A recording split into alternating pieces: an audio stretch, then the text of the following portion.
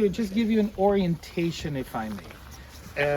Today is a little hazy, and usually the haze comes from the east, from where the sun is, right? It's the wind from the east that comes from Saudi desert, from Iraqi desert. All that area in the east, in large, is desert. Okay, so it's desert, and that is why Route 66 went along the Mediterranean coast. Have you heard the term Fertile Crescent? Yes. Right? Why it is crescent?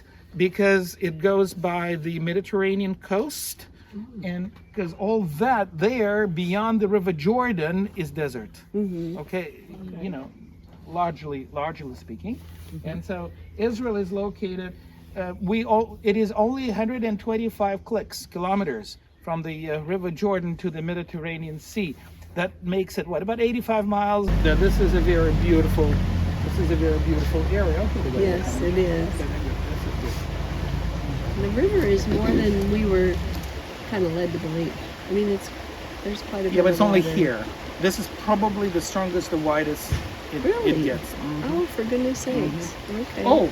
Oh, the explanation is very simple. We drink it. Yeah. We consume it. We pump it. And Comes out of the mountains. Yep. Comes Yep. down. Beautiful part of the country. And can you tell me what makes it so attractive and so beautiful? One word? Water. Right. We will all agree with that. That water makes it. It attracts the flora, the animals, and the humans. Right. And it's really beautiful, especially if you think about it. Mostly it's hot here, and to walk in a hot day by the stream of water is during the Exodus time in the wilderness, in the desert of Sinai, and we're not there. This is not it, right? And the second time, we will read the scriptures. Pastor Jason will read us the scriptures about the schism or split of the United Kingdom of David. Okay, and so what you see is the shrine that the archaeologists were able to uncover. Can you see where the group is sitting over there on the steps, right? That will be the platform on which the golden calf was standing. Okay, you don't see the calf anymore, but you see the platform.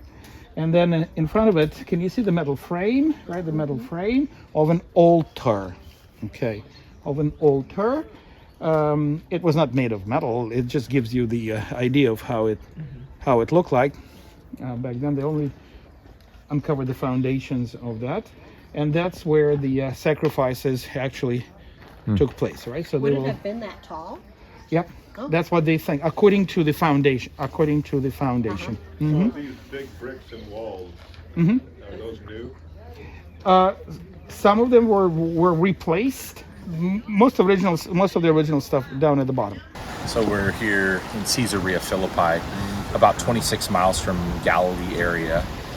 This was a Roman outpost in the time of Christ, and Jesus takes these disciples up here. It doesn't make real much sense because there's no Jewish outpost. He's in an unclean area. Notice he does all of his ministry in Capernaum, Chorazin, Bethsaida, the three major cities of his ministry. But he comes up here for a very powerful lesson, and he asks the disciples, "Who do you say that I am?" And Peter speaks up right away, kind of a loud mouth at the group, and just says, "You are the Christ, the Son of the living God."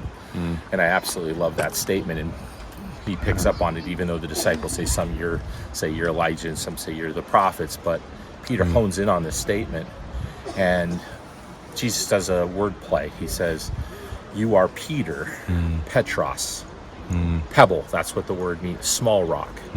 You are Peter. But on the statement that you just made, that I'm the Son of God, that has not been revealed to you except by your heavenly Father, the gates of hell will not proclaim against it. This rock I'll build my church. And we're standing here literally at the gates of hell. This is what it was called. Pan was worshipped here. We get the term pandemonium. This Greek god would come. There's all these other niches of Baals that were worshipped here. The things that took place here were just absolutely evil.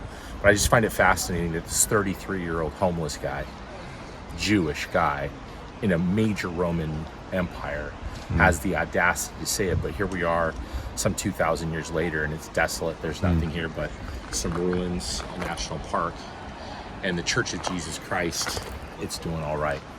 That Christ, the Son of the living God, was something. Yeah.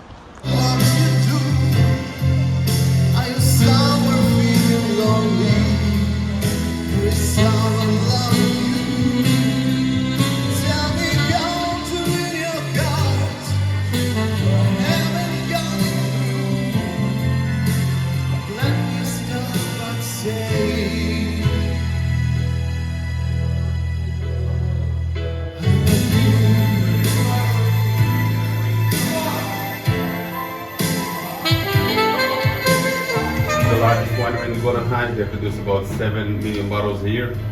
So they are not considered to be, they are not good. They are industrial winery. Some of the wines that we go to wineries that we go try to take it a bit to big wineries. Some